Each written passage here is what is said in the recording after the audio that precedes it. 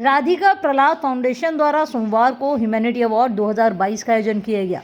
इस समारोह में मानव सेवा और समर्पण में उत्कृष्ट योगदान देने के लिए कश्मीर के युवा समाज सेवी और जम्मू कश्मीर छात्र एसोसिएशन के राष्ट्रीय प्रवक्ता नासिर खुएहामी और दिल्ली के सरकारी स्कूल की शिक्षिका आरती कानूनगो को ह्यूमैनिटी अवार्ड एवं 21,000 रुपए की इनामी राशि से तिमारपुर विधायक दिलीप पांडे द्वारा सम्मानित किया गया। आरती कानूनगो बाल यौन अपराध के खिलाफ संघर्ष करती हैं। इसके अतिरिक्त बाल मजदूरी के खिलाफ आवाज उठाने से लेकर महामारी से संबंधित जागरूकता फैलाने, छोटी बच्चियों की शिक्षा के लिए आरती कानूनगो लंबे समय से कार्यरत हैं। दूसरा नाम है नासिर खुएहामी का, जिन्होंने कोरोना काल में कश्मीरी छात्रों के खिलाफ हो रहे हमलों के दौरान उन्हें रहने के लिए जगह मुहैया कराने से लेकर सुरक्षा के साथ घर भेजने का काम बखूबी किया।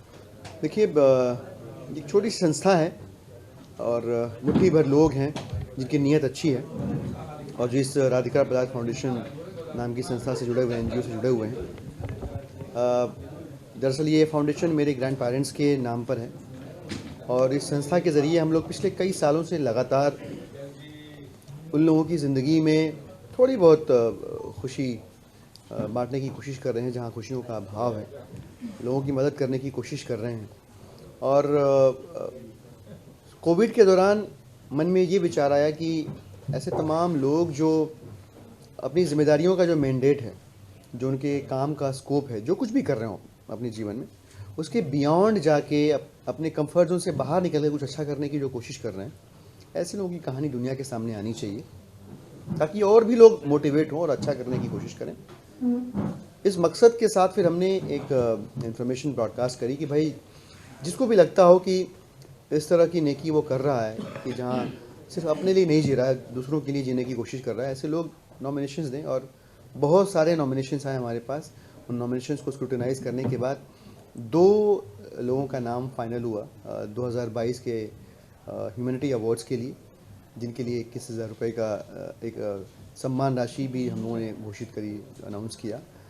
मेरे साथ आरती जी हैं, आरती कानूनगो जी दिल्ली गवर्नमेंट में टीचर हैं, और हमारे साथ नासिर खुएहामी जी हैं जो स्टूडेंट एक्टिविस्ट हैं और अब स्टूडेंट्स की मदद करने की बाउंड्री को क्रॉस करके ये इन जनरल जो भी लोग मुश्किल में हैं, परेशान हैं, व्यापार जगत के हों चाहे छात्र जगत के हों, उनकी मदद करने की लगातार कोशिश करते रहते हैं। इन दोनों साथियों ने अपने मैंडेट के बियॉन्ड जाके काम किया।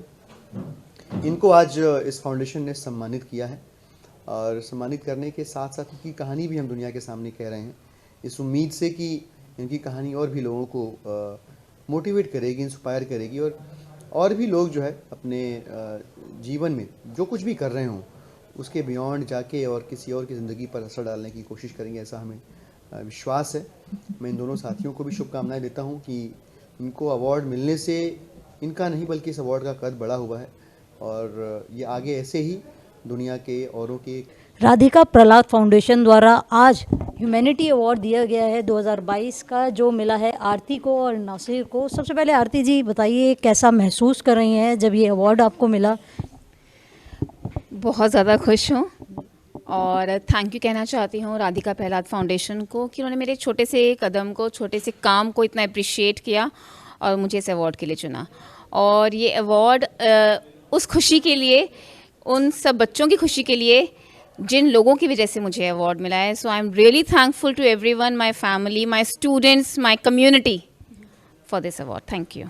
आरती जी, एक बात बताइए, देखिए जैसे कि आपने बात की सैनिटरी पैड की, जो कभी ये था कि एक सेंसिटिव अगर माना जाए, लोग छुपाते थे, महिलाएं छुपाती थी, अगर किसी को पीरियड्स हो जाए चुपके में कान में जाकर लड़कियां एक दूसरे को बताती कि तुम मेरी हेल्प कर दे, तो उस चीज़ को आप बाहर निकालने में कि वो फ्री होकर बोल सके, चाहे लड़का हो चाहे लड़की हो, फ्री होकर बोल सके ये चीज़, तो उसके लिए आप कैसे कदम उठाती हैं? शुरुआत मैंने बताई कि इस तरह से हुई कि क्लास में पढ़ाते पढ़ाते देखा कई बार कि बच्चे बहुत छुट्टियां मार लेते हैं। महीने में 3-4 दिन बच्चियां छुट्टियां मार लेती हैं। कभी उनको पेट में दर्द होता है, कभी कोई और शिकायत करती हैं। तो पता पड़ा कि प्रॉब्लम एक्चुअली में कुछ और है।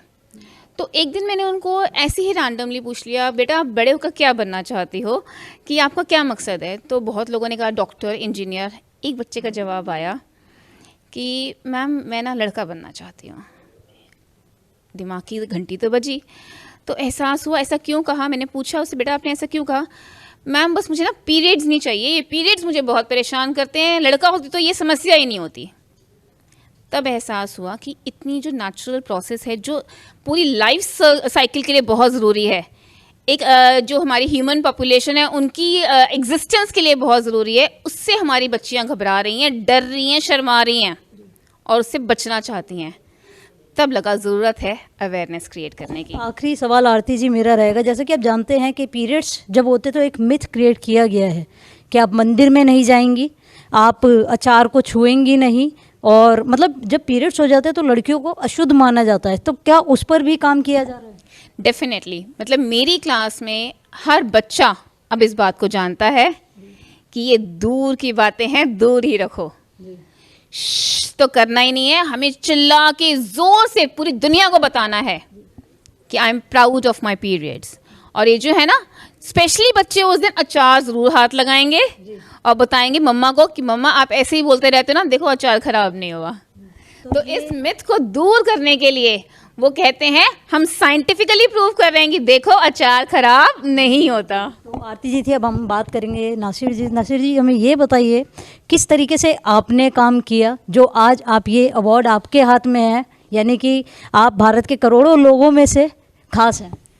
देखिए, मेरा नाम नासिर ख़ुयामी है, मैं कश्मीर घाटी से बिलोंग करता हूँ। एक student organisation over the years across India उसको जो है रन करता हूँ, जिस दौरान जो छात्रों की जो समस्या हैं, जो वेलफेयर, जो एम्पावरमेंट है, उसको सरकार के साथ टेकअप करके उनको रेड्रेस इश्यूज़ को करते हैं।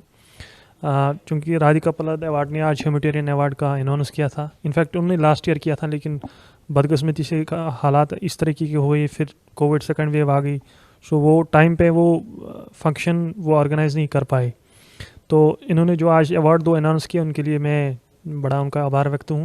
I am paying my I express my sincere gratitude to foundation, especially to concerned जो लोकल MLA हैं दिलीप पांडे जी, उनका मैं जो है बड़ा आभार व्यक्त हूँ। जो भी हम मेरे तक था, मेरी कैपेसिटी में था, I did that with my capacity and modesty. और कोविड जब फर्स्ट वेव थी या सेकंड वेव थी, चूँकि जैसे मैंने कहा कि हमारा डोमेन जो है स्टूडेंट नेटवर्क है, सो करीबन 1 लाख ऐसी स्टूडेंट्स हैं जो देश के अन्य हिस्सों में पढ़ रहे थे। उस टाइम चूँकि कोविड-19 था और सेमेस्टर का सिस्टम था, ऑलमोस्ट सभी स्टूडेंट्स घर गए थे, लेकिन बड़ी खासी तादाद भी ऐसी जो स्टूडेंट्स हैं जो विश्वविद्यालय में पढ़ रहे थे, जिनको एसेंशियल कमोडिटीज़ की कमी थी, खाना पीने की उसकी कमी थी, घर जाना चाहते थे। सो सरकार के साथ, डिफरेंट NGOs के साथ, डिफरेंट इदारों के साथ हमने कम्युनिकेट किया, वो किस आइडियोलॉजी से बिलोंग करते थे, किस विचारधारा से बिलोंग करते थे, किस political setup, race, religion, caste, creed से बिलोंग करते थे, उससे हट के हमने जो है उनको असिस्ट की। और कोविड के फर्स्ट वेव में हमने तकरीबन 40,000 स्टूडेंट्स को इवैक्यूएट किया। खाना पीना, जो ट्रांसपोर्ट फैसिलिटी थी, यहाँ घर जाना चाहते थे, ट्रेन के ज़रिए से, गाड़ियों के ज़रिए से, ब्लड हमने प्रोवाइड करवाई, एम्बुलेंसेस हम प्रोवाइड करवाते थे।